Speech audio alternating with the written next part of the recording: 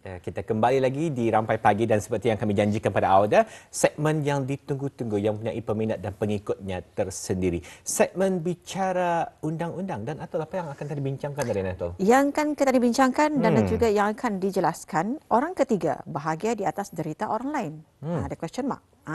Jadi ini yang kita bawakan.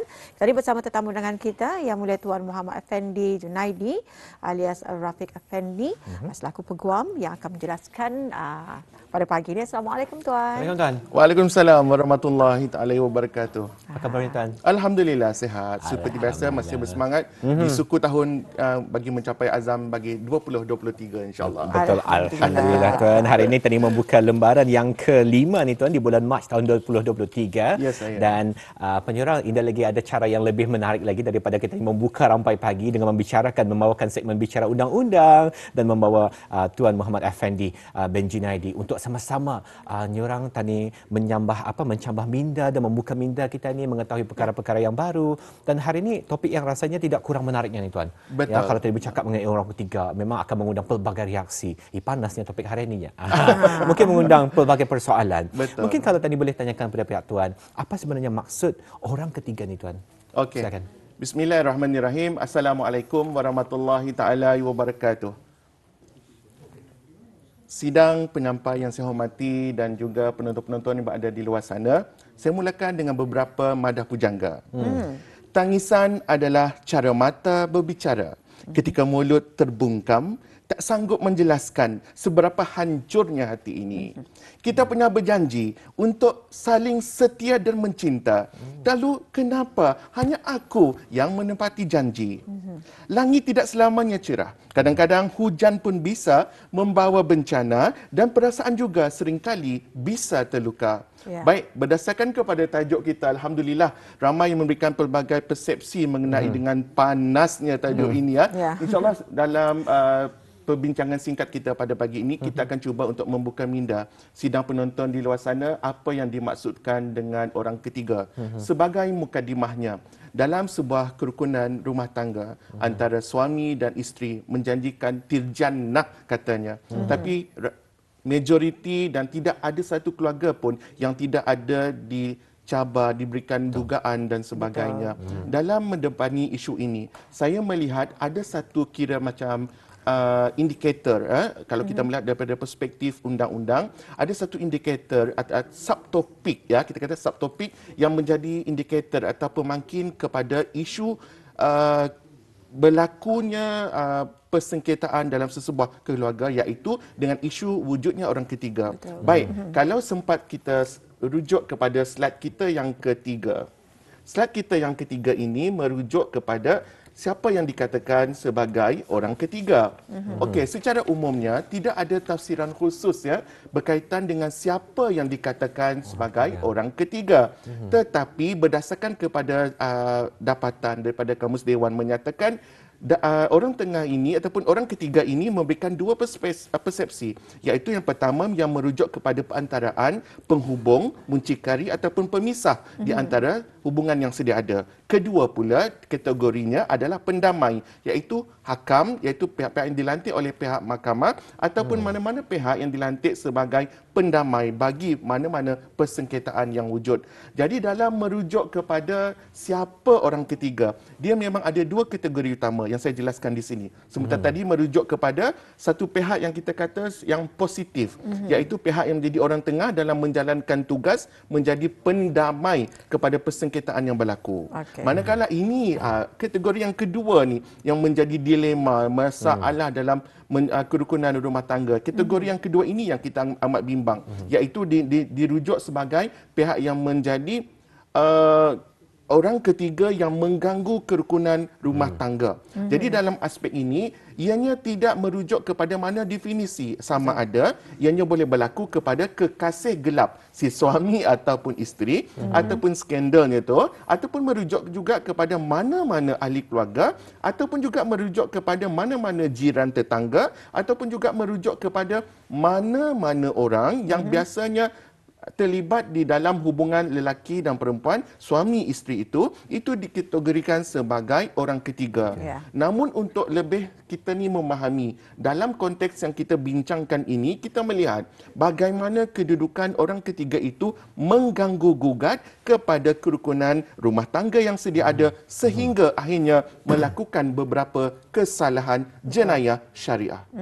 Itu yang kita sebagai umumnya, itulah yang saya nak jelaskan pada pagi ini. Jadi secara general lah Ya, betul. orang ketiga itu sebenarnya. Jadi di sini dari segi bentuk tindakan pula sama ada daripada pihak yang dikategorikan sebagai pihak yang menjalankan tugasan yang diberikan oleh undang-undang tadi dan Ya, juga tindakan-tindakan yang biasanya lazimnya dilakukan oleh pihak yang mengganggu kerukunan rumah tangga tadi. Jadi mungkin Tuan boleh menerangkan lebih lagi. Oh, bagus soalan tu. Okey, disebabkan saya menyatakan tadi ada dua kategori utama. Satu pihak yang positif, satu pihak yang negatif ni. Betul. Dalam pihak yang positif ni merujuk kepada contoh yang lebih mudahlah.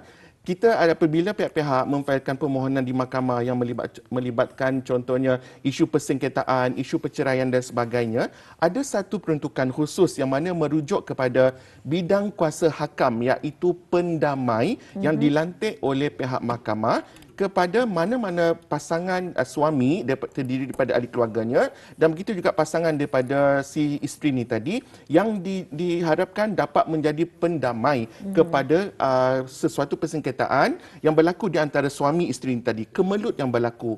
Jadi dalam hal ini memang tugasan pihak ketiga ini adalah pihak yang objektifnya adalah baik sama ada ianya dilantik oleh pihak tugas yang biasanya dipikul oleh hakim diletakkan kepada pihak ketiga ni tadi iaitu hakam ni untuk menjadi pendamai. Yang mana pendamai ni hakam ni tadi dia akan cuba untuk mencapai objektif dua. Dari segi positifnya ia akan mendamaikan dan tidak berlaku perceraian. Tapi dari segi negatifnya iaitu apabila keadaan tidak dapat berlaku perdamaian dan akhirnya mencari kata putus iaitu dengan melakukan perceraian seperti yang dikehendaki oleh syarak.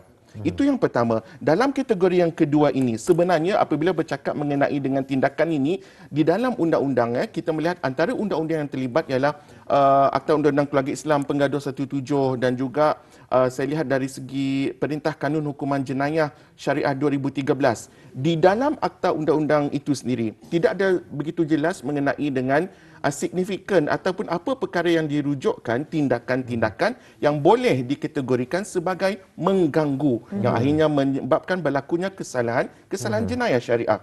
Tapi kalau kita lihat pada slide yang kelima, insya-Allah kita lihat antara tiga aspek penting yang ada disebut iaitu yang pertama menghasut, memaksa, memujuk suami atau isteri ni tadi supaya bercerai atau mengabaikan tanggungjawab.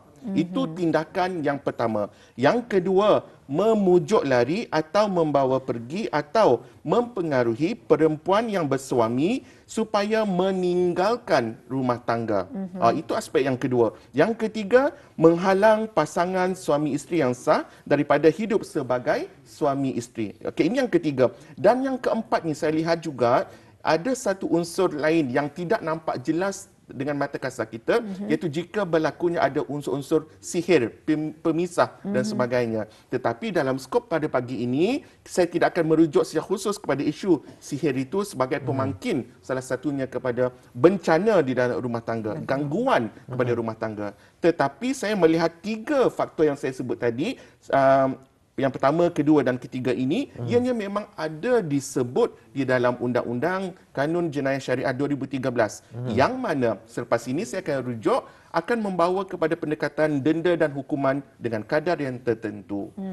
Itu yang saya bagi menjawab kepada persoalan yang dikemukakan tadi. Okey, terima Kalau kasih. mungkin boleh Tuan. tanyakan lagi kepada Tuan Muhammad Effendi. Kami dipahamkan Tuan sudah pun mempunyai pengalaman sebenarnya pengalaman cukup luas dalam bidang perundangan 19 tahun ni Tuan. Saya rasa banyak pengalaman-pengalaman yang sudah diperolehi dalam pengendalian kes-kes seperti ini. Mungkin kalau boleh dikongsikan di antara mungkin dari segi masalah gangguan pihak ketiga ni. Adakah masalah ini sering Tuan dapati berlaku contohnya saja di negara kita ini, Brunei Darussalam, mungkin boleh dikongsikan ni Tuan.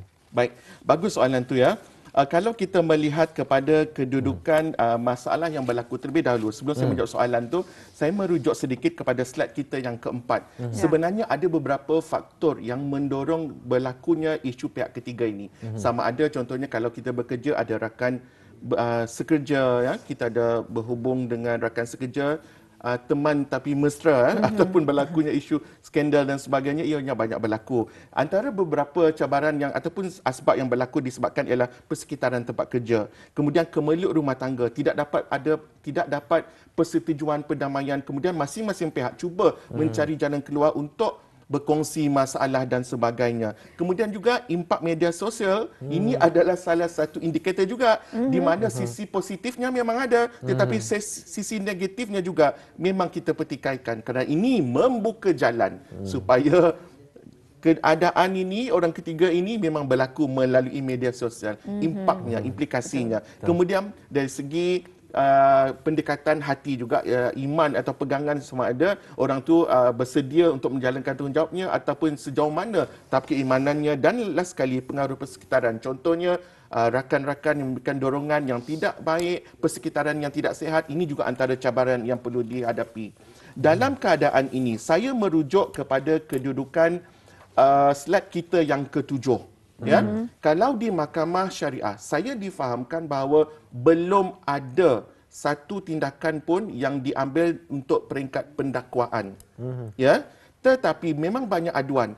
Masalahnya ada aduan-aduan itu disertakan dengan bukti yang tidak cukup. Ada juga aduan-aduan itu ditarik balik, kononnya telah berdamai dan sebagainya oleh pihak yang bertikai. Jadi dalam keadaan ini saya difahamkan memang belum ada satu tindakan pendakwaan dibuat di mahkamah. Namun sebenarnya tuan-tuan dan puan-puan, di dalam undang-undang yang saya rujuk sebentar tadi, ada beberapa pendekatan, memang ada 3 khusus, ya, apabila melibatkan kedudukan orang ketiga ini.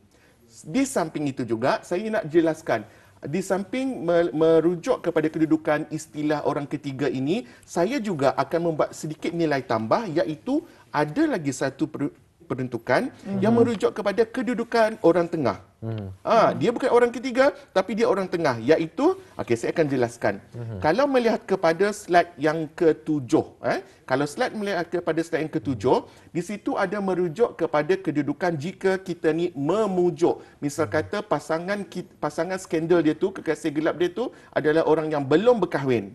Jadi apabila keadaan perempuan tu, misal kata yang menjadi kekasih gelapnya tadi tu, dan apabila dipujuk, dibawa lari daripada jagaan ibu bapa, ya, yang mana pasangan tu belum berkahwin, maka ianya boleh didenda tidak kurang daripada RM1,000 atau penjara tidak lebih daripada 3 bulan atau mana-mana kombinasi di antara keduanya. Itu kalau merujuk kepada memujuk perempuan lari pada jagaan ibu bapa. Baik, kita rujuk pula kedudukan peruntukan kepada orang tengah. Kalau kita melihat kepada slide yang ke-8. Baik. Slide yang ke-8, di sini saya katakan sebagai nilai tambah tadi, iaitu orang tengah apabila merujuk kepada mana-mana orang yang bertindak sebagai orang tengah di antara seorang perempuan dengan lelaki yang telah berkahwin, ataupun perempuan dengan perempuan, ataupun hubungan yang melibatkan orang tengah lelaki dengan lelaki yang menjadi sebagai punca yang bercanggah dengan hukum syarak, maka jika ianya disabitkan bersalah, boleh dikenakan denda tidak kurang daripada RM12,000 dan penjara juga tidak kurang daripada 3 tahun atau mana-mana kombinasi. Dan selanjutnya, keadaan jika menghasut pula lelaki atau beristeri ni tadi, atau perempuan yang bersuami untuk divorce, untuk bercerai dan sebagainya, untuk mengingkari kewajipannya, maka ianya boleh dihukum dengan denda sebanyak RM4,000 ataupun satu tempoh tidak melebihi penjara 1 tahun atau mana-mana kombinasi. Itu antaranya. Dan slide yang ke-10. Slide yang ke-10 ni pula merujuk kepada jika berlakunya menghalang pasangan suami isteri Islam yang sudah bernikah daripada hidup sebagai suami isteri. Dalam keadaan ini juga merujuk kepada tindakan yang dibuat oleh orang yang ketiga tadi. Jadi ianya boleh dihukum dengan hukuman yang sama, iaitu tidak kurang daripada RM4,000, dihukum penjara selama satu tempoh tidak melebihi 1 tahun atau kedua-duanya sekali. Maknanya di sini berani melakukan, maka berani bersedia untuk menghadapi tindakan undang-undang. Begitu. Ya. Itu dia. Dan bagi audio penonton yang baru saja bersama, kita bersama mengikuti bicara undang-undang orang ketiga bahagia di atas derita orang lain. Okey, di sini Tuan, mungkin saya. Tuan boleh menjelaskan sebenarnya apa sebenarnya garis pandu untuk orang awam mengambil langkah sewajarnya, dan juga mungkin Tuan juga boleh menjelaskan mengenai dengan hukuman-hukuman yang dikenakan. Okey, baik.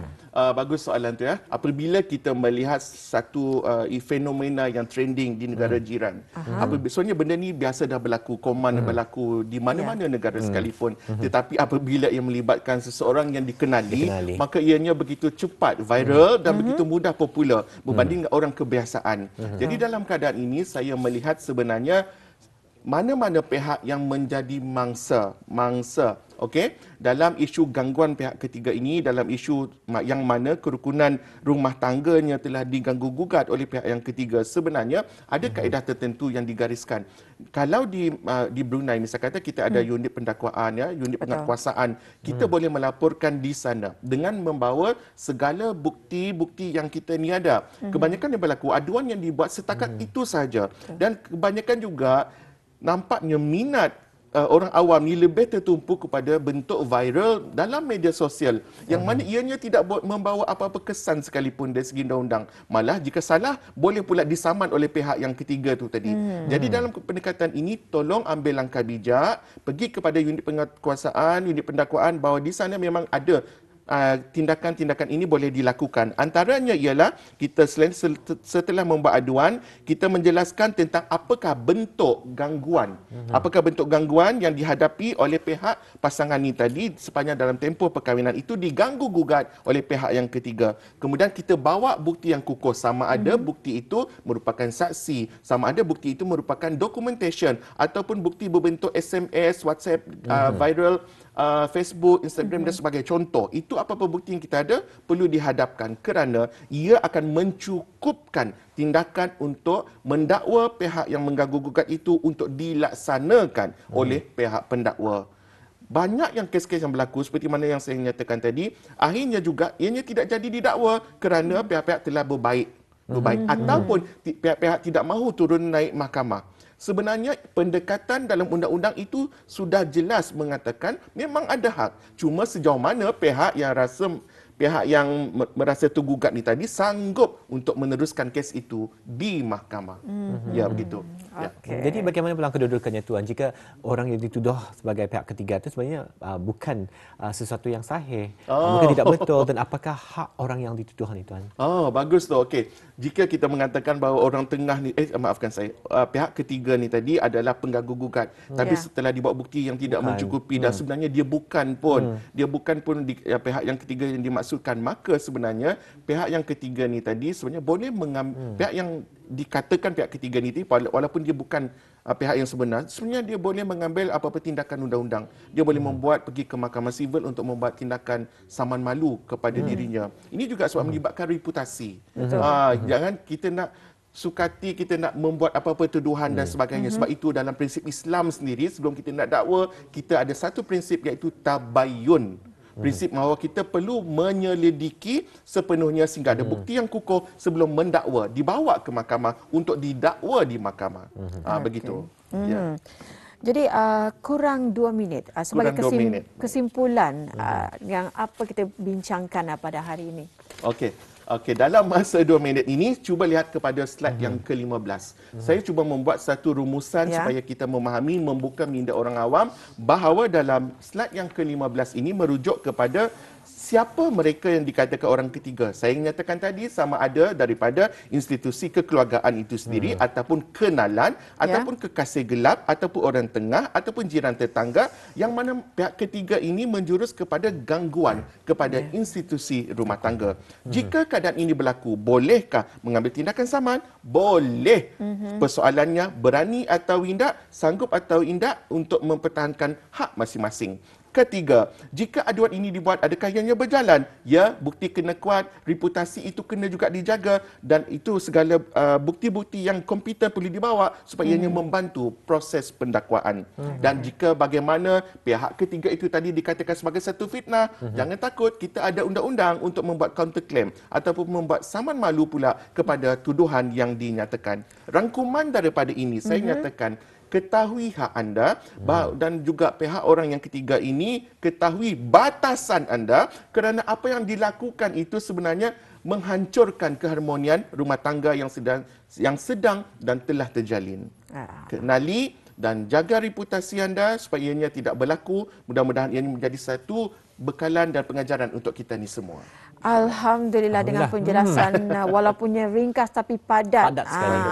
Orang ketiga bahagia di atas derita orang lain, ini yang kita bincangkan ya dalam segmen Bicara Undang-Undang. Jadi ribuan terima kasih kami ucapkan kepada Yang Mulia Tuan Muhammad Effendi Junaidi alias Rafiq Effendi. Yes, jadi terima kasih. Semoga ini sangat-sangat memberikan manfaat kepada kita semua. Betul, insya-Allah. Terima kasih. Sampai jumpa lagi, Tuan. Okey, sama insya-Allah.